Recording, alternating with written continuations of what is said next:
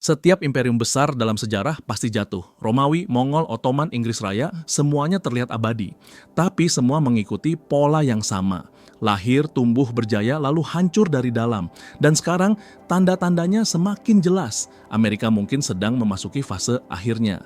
Ray Dalio, investor legendaris, menyebutnya The Big Cycle. Setiap kekaisaran, baik ekonomi maupun militer, selalu mengikuti siklus besar. Rise, peak, decline, collapse. Di awal muncul tatanan baru, stabilitas, inovasi, pertumbuhan ekonomi, kekayaan menyebar, sistem kuat, rakyat percaya. Tapi seiring waktu, kekuasaan jadi terkonsentrasi, utang membengkak, konflik sosial, lalu perang. Akhirnya runtuh seringkali tanpa disadari sampai semuanya terlambat. Lalu di mana posisi Amerika sekarang?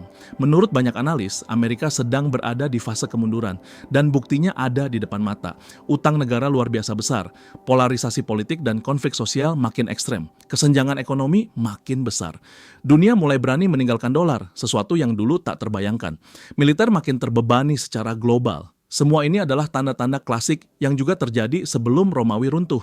Dan sejarah selalu lebih mirip puisi daripada matematika, karena pola ini sedang berulang. Kalau Amerika jatuh, siapa yang naik? Tiongkok adalah kandidat paling menonjol.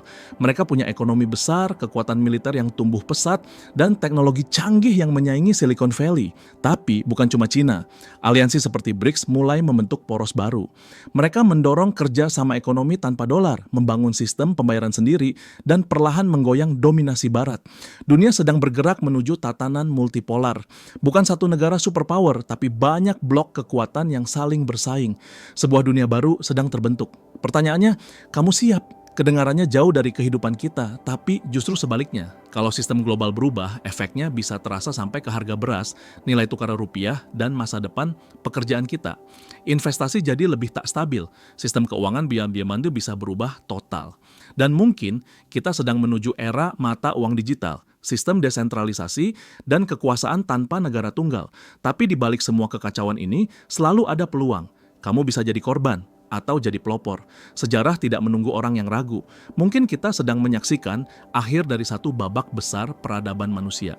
Bukan karena Amerika jahat, tapi karena siklus sejarah tak pernah bisa dihindari.